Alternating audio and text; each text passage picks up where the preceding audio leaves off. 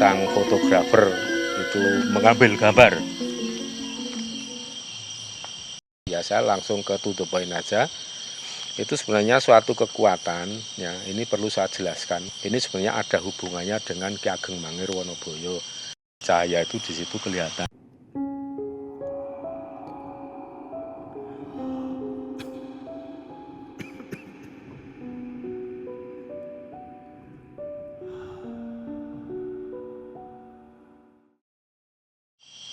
Selamat malam para pemirsa YouTube Surya KKS di seluruh Nusantara, bahkan dimanapun Anda berada. Jumpa lagi, kali ini malam-malam kita berada di lereng Gunung Merapi. Jika saya hitung jaraknya dari sini untuk ke kawah Gunung Merapi 6,7 km. Kali ini saya akan memberikan konten yaitu mengenai cahaya yang turun di atas Gunung Merapi yang ditangkap oleh sedulur Gunarto Song ya. Sebenarnya saya tidak akan mengomentari soal cahaya itu karena memang nanti bisa saja menimbulkan berbagai macam kontroversi atau ya bisa menimbulkan multitafsir, salah tafsir dan mungkin nanti kesalahpahaman. Tapi karena saya melihat di komentar YouTube itu banyak sekali sedulur-sedulur yang menanyakan tentang apa itu cahaya yang tertangkap kamera di atas Gunung Merapi, terus kemudian melalui direct message, kemudian Instagram, lewat email, yang jika saya hitung-hitung kemarin itu sampai hari ini, sore ini tadi sudah lebih dari 200 orang yang menanyakan ke saya tentang cahaya itu. Oleh sebab itu saya kiranya perlu untuk memberikan respon ya, karena saya juga tidak tega untuk melihat sebegitu banyaknya orang yang penasaran dan penuh tanda tanya apa itu sesungguhnya cahaya yang tampak di atas Gunung Merapi. Hanya saja memang saya agak tunda untuk memberikan respon atau jawaban atas pertanyaan tentang apa itu cahaya kehijauan di atas Gunung Merapi itu, karena memang saya masih menunggu respon dari berbagai pihak atau dari pihak-pihak yang punya otoritas untuk menjelaskan. Dalam hal ini adalah pemerintah, baik melalui BMKG, BPTKG, atau siapapun ya yang mungkin ahli dalam meteorologi, geofisika, tentang vulkanologi. Yang jelas semua pihak yang memiliki ilmu pengetahuan atau disiplin ilmu untuk menjelaskan itu, saya memang menunggu seperti apa kira-kira, karena saya juga tidak mau asal bicara ya. Saya juga menyerap semua informasi yang ada yang tersebar di media massa atau di dunia maya. Nah, dan saya sempatkan beberapa penjelasan dari berbagai pihak, misalnya dari pihak Lapan sendiri sudah memberikan respon, kemudian dari BPTKG DIY, dari BMKG, yang kesemuanya mengarah bahwa itu merupakan meteor yang jatuh. Dan untuk khusus yang dari Lapan itu menjelaskan bahwa meteor itu jatuhnya di sekitar Gunung Merbabu, diperkirakan jatuh di Gunung Merbabu. Nah, di sini saya giliran akan memberikan pendapat atau pandangan secara spiritual, karena spesifikasi saya memang dalam bidang spiritual, jadi saya tidak akan berbicara sampai melompati pagar batas disiplin ilmu yang saya tahu, nanti bisa salah kaprah ya. Monggo, jadi para ahli yang telah memberikan komentar, memberikan tanggapan tentang cahaya itu dan menyimpulkan bahwa itu merupakan meteor yang jatuh dan jatuhnya di atas Gunung Merapi, bahkan yang dari Lapan malah menyimpulkan bahwa itu jatuhnya di Gunung Merbabu.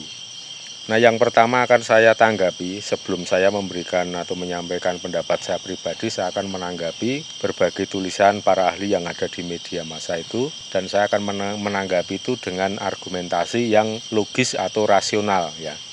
Yang pertama yang dikemukakan oleh ahli dari Lapan yang menyampaikan bahwa itu merupakan meteor yang jatuh di Gunung Merbabu. Nah, kalau dilihat dari sudut pandang atau perspektif Saudara Gunarto Song yang mengambil potret itu pada pagi hari, dini hari, itu dari arah Kali Adem Cangkringan. Jadi arahnya itu sebelah sana ya, dan Merapi itu sebelah sana. Jadi nanti ada sedikit nyerong atau menyilang ke arah timur laut. Itu garis lurus kalau ditarik terus itu tidak akan tembus ke Gunung Merbabu, karena Gunung Merbabu itu ada di sisi utara Merapi persis. Jadi Gunung Merbabu itu berada di sisi utara Gunung Merapi persis di situ. Kalau dari selatan ditarik garis lurus ke utara itu akan ketemu Gunung Merbabu. Sedangkan kalau dari Cangkringan, kemudian khususnya dari Kali Adem, kalau ditarik garis lurus ke arah Kawah Merapi, kemudian tembus lurus, itu tidak akan menyentuh Gunung Merbabu. Jadi dari argumentasi itu saya bisa meyakini atau sedikit memastikan bahwa itu tidak terjadi sesuatu atau tidak ada meteor yang jatuh di atas Gunung Merbabu. Kalaupun ada, seperti yang diperkirakan Lapan, tentunya itu jatuhnya daerah sekitar Boyolali sebelah barat ya, atau sebelah timur dari Gunung Merbabu. Nah, kemudian dari Lapan sendiri memang itu merupakan argumentasi ya, karena memang tidak langsung di lapangan atau tidak melihat koordinat di mana sang fotografer itu mengambil gambar. Sang fotografer itu mengambil gambar, jadi tidak tahu di mana koordinatnya, tapi hanya diperkirakan atau dibayangkan bahwa itu ada di utara Merapi. Itu yang pertama. Jadi menurut saya itu kurang tepat kalau dikatakan meteor jatuh di Gunung Merbabu. Dan saya masih melihat itu ada di atas atau tepat di Kawah Merapi. Dan kemudian dari video video-video CCTV yang dipasang oleh BPTKG DIY, itu ada juga yang menangkap ada kemilau atau gemerlap cahaya yang dari balik awan, kemudian terlihat juga suatu cahaya yang kemudian menyala tiba-tiba di bawah ya. Artinya di bawah ini di badan Gunung Merapi, posisinya kalau dilihat dari selatan itu ada di sebelah timur atau sisi timur kawah Gunung Merapi. Cahaya itu di situ kelihatan.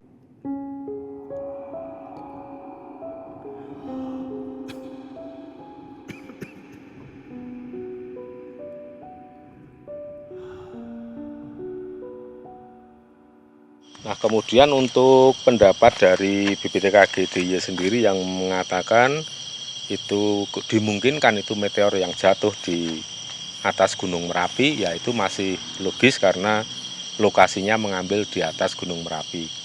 Dan saya untuk hal ini sepakat bahwa itu sesuatu yang ada terjadi peristiwa cahaya itu di atas Gunung Merapi. Nah, kemudian kalau memang itu dianggap sebagai meteor yang jatuh ya, kalau menurut saya itu agak janggal kalau itu meteor, karena meteor tentu saja walaupun sebesar itu pasti akan menimbulkan suatu benturan atau dentuman suara atau ledakan ya, karena kita tahu sendiri ada beberapa pengalaman batu meteor yang jatuh yang hanya sebutiran kerikil saja sudah menimbulkan ledakan yang dahsyat karena kecepatannya ya. Kalau sampai bisa dilihat dari jarak yang jauh ya, dari Kali Adem yang di bawah sana ke puncak Merapi itu berkisar antara 7 sampai 7,5 kilo atau mungkin lebih. Nah, itu dengan kilau cahaya seperti itu ya, tentu saja cahayanya akan lebih terang dari volume objeknya sendiri, karena itu kan diambil dengan long exposure atau low speed ya. Dengan slow speed jadi bukaan lama itu akan menyerap cahaya yang lebih banyak lagi. Para pemirsa, coba perhatikan perbandingan antara foto yang dihasilkan atau yang diambil oleh Mas Gunarto tentang cahaya di Merapi, kemudian bandingkan dengan kejadian meteor yang meluncur di atmosfer bumi dalam video ini. Ini sama-sama gambarnya terang ya, yang Mas Gunarto hasilkan dari fotografi di Merapi ini. Terangnya juga hampir-hampir mirip seperti kejadian yang ada di video ini. Tapi sesuatu yang harus kita ketahui bahwa teknik fotografi dan videografi itu tentu saja berbeda. Kalau video ini tentu saja ini merupakan gambar yang asli, yang natural, yang tidak disetting misalnya menjadi kecepatan rendah atau bukaan yang lebar lebih cerah. Ini untuk meteor yang dihasilkan dihasilkan oleh video ini tentu saja ini alami dan natural ya, tidak diedit atau tidak melalui teknik di setting agar supaya cahaya bisa lebih kelihatan jelas dan terang, tapi ini memang natural seperti itu kalau video di malam hari ya tentu saja ini. Kemudian untuk yang gambar cahaya di atas Merapi, di puncak kawah Merapi yang diambil oleh Mas Gunarto ini tentu saja menggunakan teknik diafragma yang berbeda, yaitu dengan cara long exposure atau kecepatan rendah, atau bukan lensa dengan durasi yang cukup lama sehingga bisa menangkap cahaya lebih banyak. Maka aslinya dari objek ini sebenarnya cahayanya tidak seterang atau sejelas foto yang dihasilkan. Jadi Anda jangan terkecoh membandingkan, menyamakan antara cahaya yang di puncak Merapi ini dengan meteor-meteor yang berhasil ditangkap oleh video. Ini berbeda banget, walaupun ini ada warnanya, mungkin ada yang sama, ada kehijauan, ada kadang kemerahan, putih, dan lain-lain. Tapi yang jelas ini apa yang diambil oleh Mas Gunarto ini aslinya itu ya tidak sejelas, tidak seterang ini. Aslinya ya seperti ini ya, bisa panjenengan lihat sendiri ya ini aslinya seperti ini. Jadi hanya seperti temaram ya, seperti ada bias cahaya yang menembus di antara kabut, di antara awan yang ada di atas Gunung Merapi. Dan ini justru fokusnya kita mesti ke cahaya yang seperti berkilau dalam beberapa detik yang terjadi di sebelah timur kawah Merapi atau puncak Merapi ini, persis di sebelah timur. Sedangkan untuk cahaya yang ditangkap oleh kamera Mas Gunarto ini memang posisinya kalau saya pribadi melihat ini di atas, di kawah tengah ya, atau ini agak geser ke sisi timur, jadi mendekati dinding kawah sisi timur Gunung Merapi. Ini saya menyimpulkan bahwa peristiwa yang sesungguhnya terjadi ini tidak sejelas cahaya yang dihasilkan foto Mas Gunarto ini. Jadi jangan terkecoh ya, terus kemudian buru-buru membandingkan dengan meteor-meteor yang lain yang ditangkap oleh video. Ini pemirsa harus lebih cermat bahwa ini merupakan gambar yang diambil melalui teknik fotografi. Ya tentu saja para fotografer atau teman-teman yang terbiasa ngulik kamera pasti udah paham ya bagaimana cara untuk memotret di malam hari ya, dengan keadaan yang lebih gelap temaram tapi bisa menghasilkan objek yang jelas lebih terang. Itu tentu saja dengan teknik membuka lensa kamera itu lebih lama sehingga banyak cahaya yang diserap atau masuk ke dalam sensor.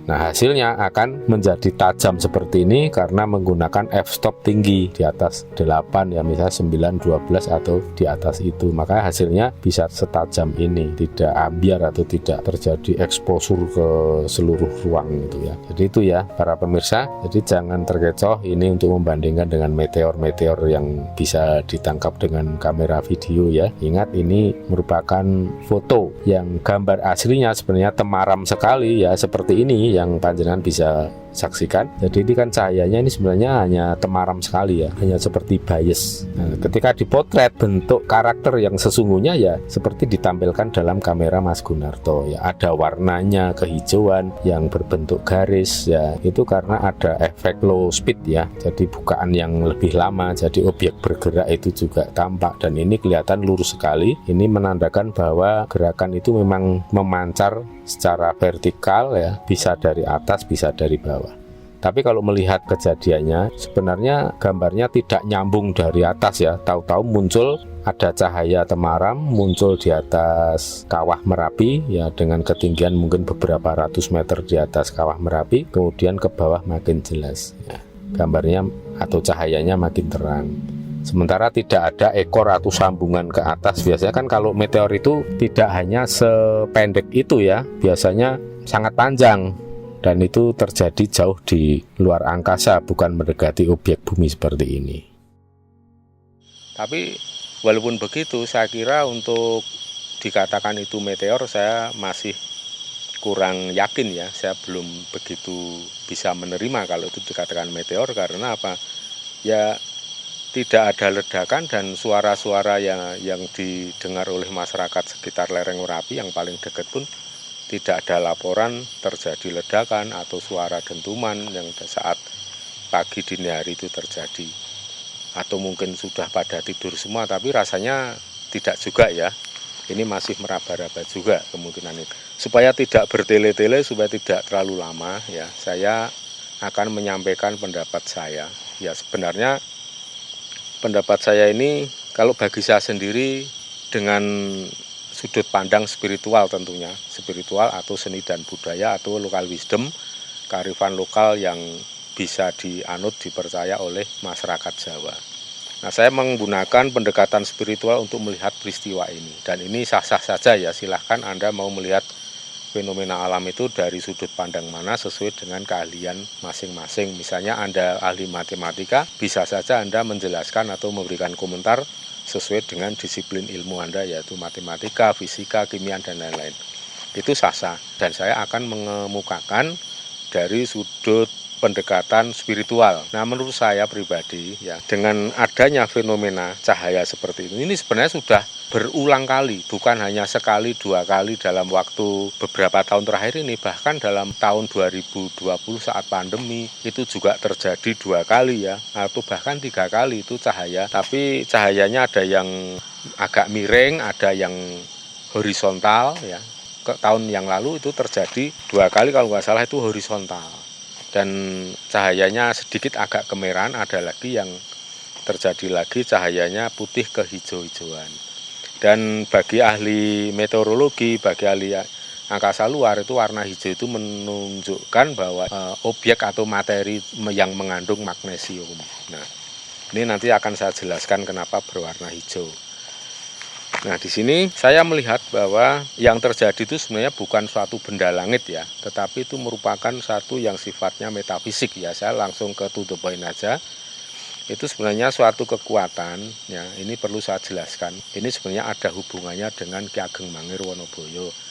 Yang seperti sudah saya jelaskan dalam video saya beberapa waktu yang lalu, ada yang 2 bulan yang lalu saya sampaikan bahwa Ki Ageng Mangir ini ada suatu rencana untuk memberi lubang-lubang di kawah Merapi, terutama di sisi tengah dan sisi timur ya, supaya balance, karena yang sudah itu kan sisi barat itu juga sudah lubang dan menimbulkan suatu menimbulkan kawah baru atau kubah lava, bukan kawah ya, yang menimbulkan kubah lava baru, kemudian di lubang-lubang lagi yang bagian tengah muncul kubah lava di tengah. Dan Merapi memiliki dua kubah lava itu juga kejadian yang sangat langka ya, dalam sekian ratus tahun ini pun hanya terjadi di tahun 2021 ini, yaitu mulai 1 Januari 2021. Kemudian dari rencana Ki Ageng Mangir ini nanti Anda bisa mengecek videonya, nanti saya taruh di atas linknya saya taruh di bawah video ini. Para pemirsa bisa melihat, menyaksikan apa yang sudah saya sampaikan 2 bulan lalu, bahwa Ki Ageng Mangir sudah berupaya untuk melubangi kawah Merapi, tapi di sisi lain, di bagian-bagian kawah yang terutama di tengah dan sisi timur.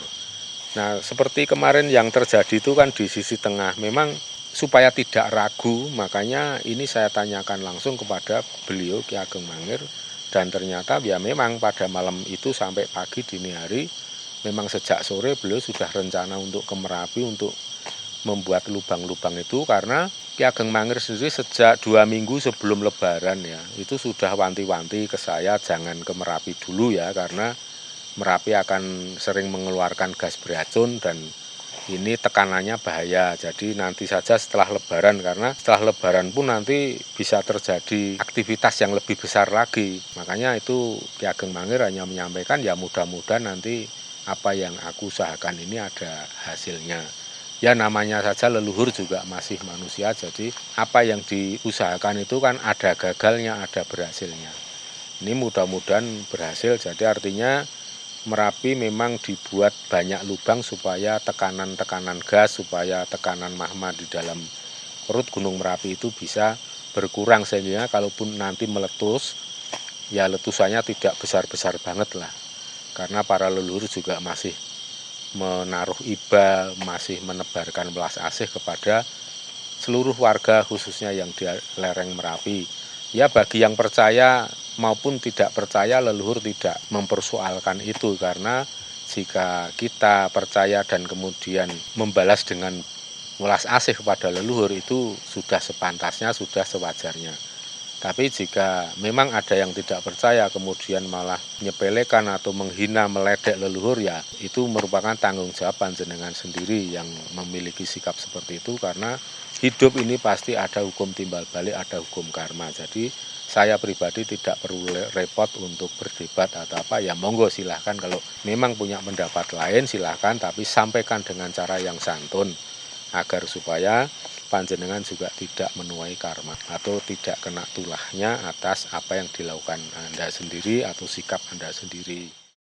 Nah, kemudian kenapa itu berwarna hijau kehijauan, ya karena kalau saya pikir Ki Ageng Mangir ini kan memang memiliki pusaka yang bernama tombak Kiai Baru Klinting. Nah, ini sakti banget ya. Tombak ini biasanya kalau yang saya saksikan ketika gunung itu udah mau meletus besar, itu untuk menunda, ya sifatnya untuk menunda, bukan menghilangkan, melenyapkan, karena hukum alam itu kan tidak boleh ditentang, tidak boleh dilenyapkan, tapi boleh diperhalus supaya tidak mencelakai banyak orang.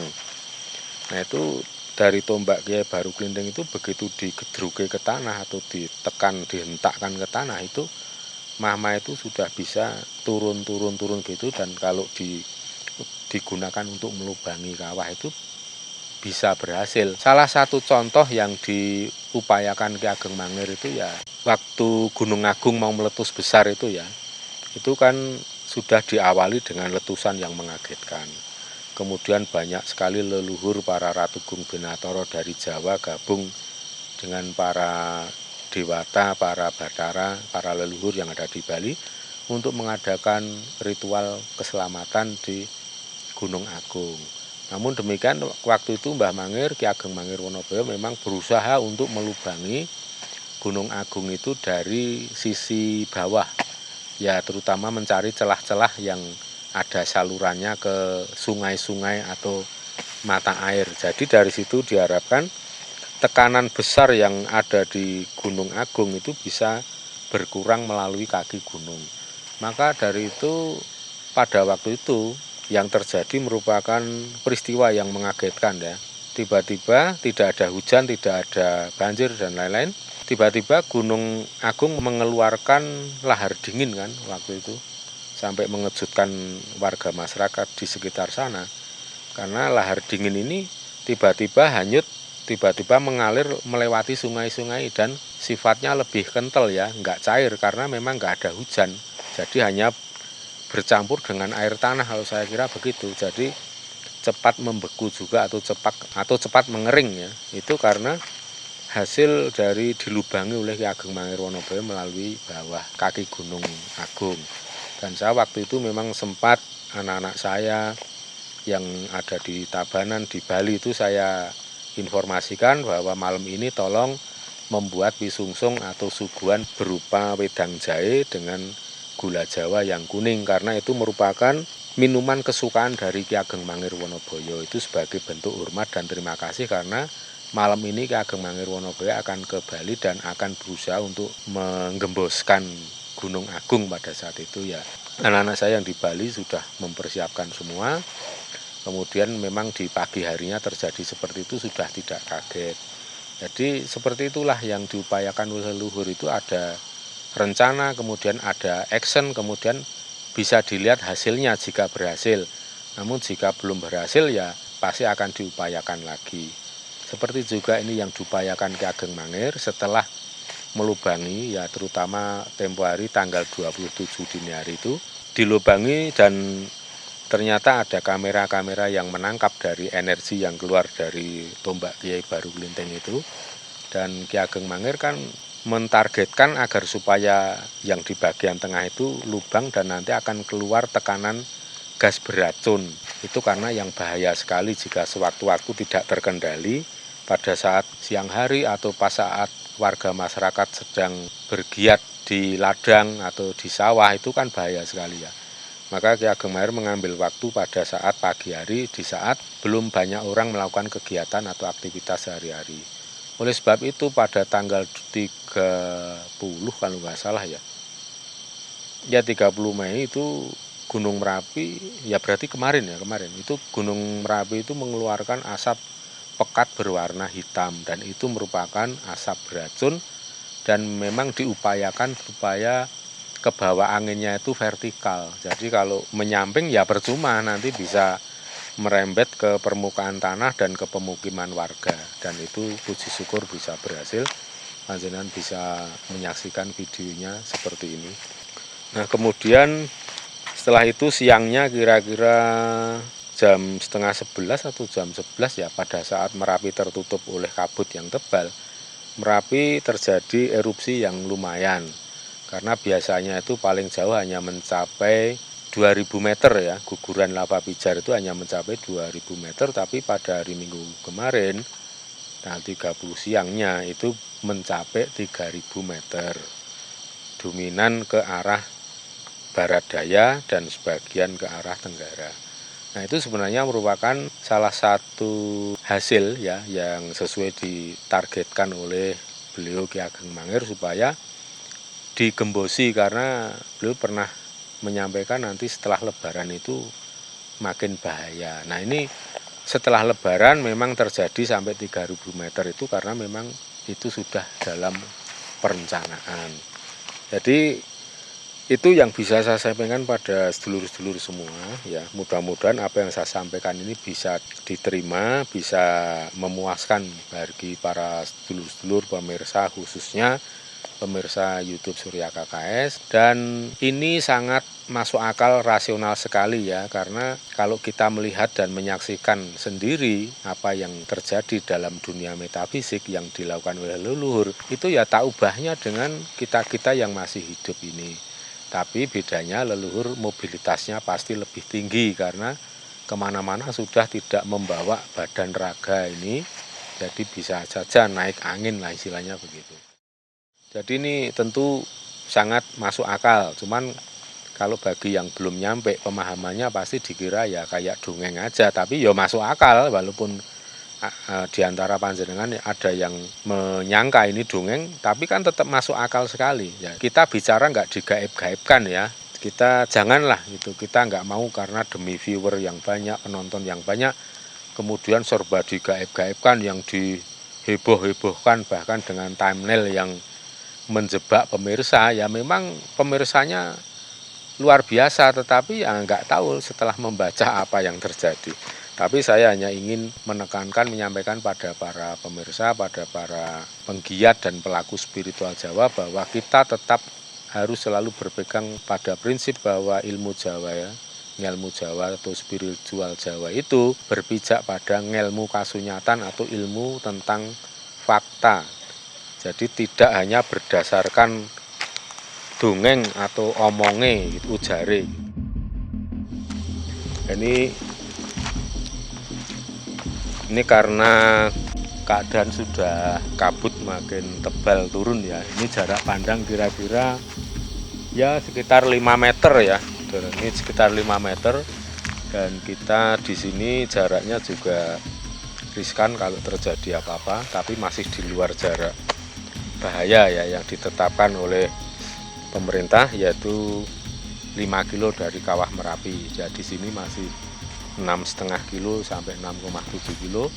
Tapi kondisinya ini memang sudah makin larut malam, dan di sana sudah tidak ada orang sama sekali, nggak ada kehidupan. Dan ini di belakang saya ini bekas bangunan. Ini karena di sekitar sini ini dulu rumah-rumah penduduk ya. Di sekitar sini itu dulu rumah penduduk yang memang digunakan untuk pemukiman, perkampungan. Tapi karena di sini dulu kesapu lahar dan awan panas, ya ini maka daerah sini kemudian menjadi kampung mati. Ya memang di sini dulu juga banyak korban ya, para pemirsa.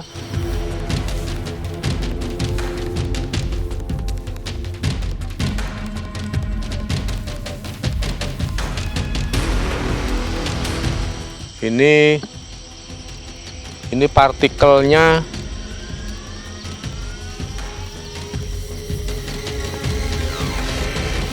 ini kabut, murni kabut atau campur abu ya.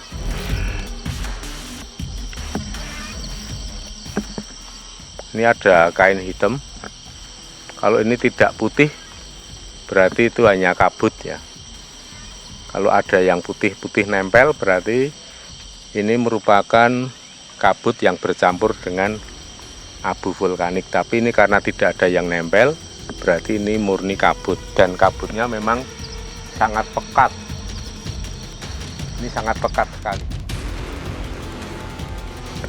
Nah, ini bekas-bekas bangunan, ini dulu rumah-rumah di sana, kanan kiri, dan sekarang sudah nggak ada penghuni. Sekarang sudah tidak berpenghuni lagi ya, para pemirsa. Ini ya nggak apa-apa lah, ini kita sampai di sini sendiri, tapi jangan merasa takut, merasa khawatir, karena tetap kita ditemani oleh para makhluk halus yang banyak. Itu ya teman kita, jangan malah takut. Matur nuwun. Nah, ini seperti ini keadaannya. Ya, ini makin tebal. Dan ada baiknya ini saya turun saja.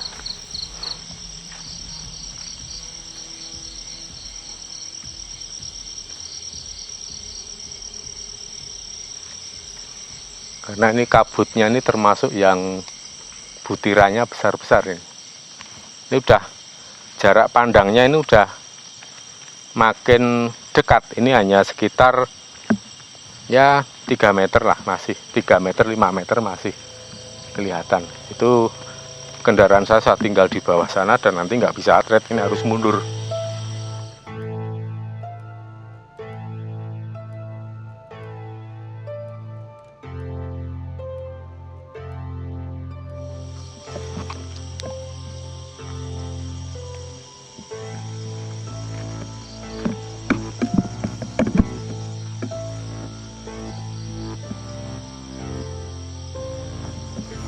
Itu seperti itu.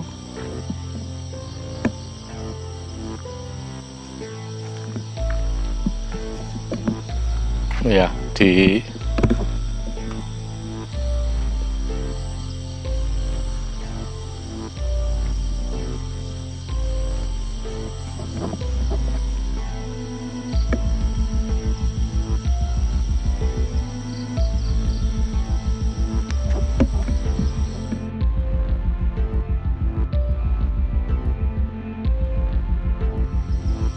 ini kabut makin tebal dan ini bahaya. Ini kalau sudah turun abu vulkanik ya bahaya. Jadi kita mending menjauh saja. Ini kita karena jarak terlalu dekat. Ya begitu para pemirsa, saya sudahi pertemuan kita kali ini di tempat yang sangat mengasihkan ini. Itu kendaraan saya di bawah, nggak kelihatan, jaraknya 15 meter. Jadi begitu ya para pemirsa, mudah-mudahan apa yang saya jelaskan ini bisa diterima dengan akal sehat pula, dan semoga bisa menjadi pelajaran untuk sedulur-sedulur yang semangat ingin belajar tentang spiritual Jawa. Jadi demikian yang bisa saya sampaikan. Mudah-mudahan kita semua tetap selalu dalam sehat bergas waras, lancar rezekinya, tansah kinayungan sih wiloso saking ngersaning Gusti. Sura dira jaya ningrat lebur dening pangastuti. Jaya-jaya wijayanti wilujeng rahayu kang tinemu bondo lan bejo kang teka saking ngersaning Gusti. Rahayu, rahayu, rahayu.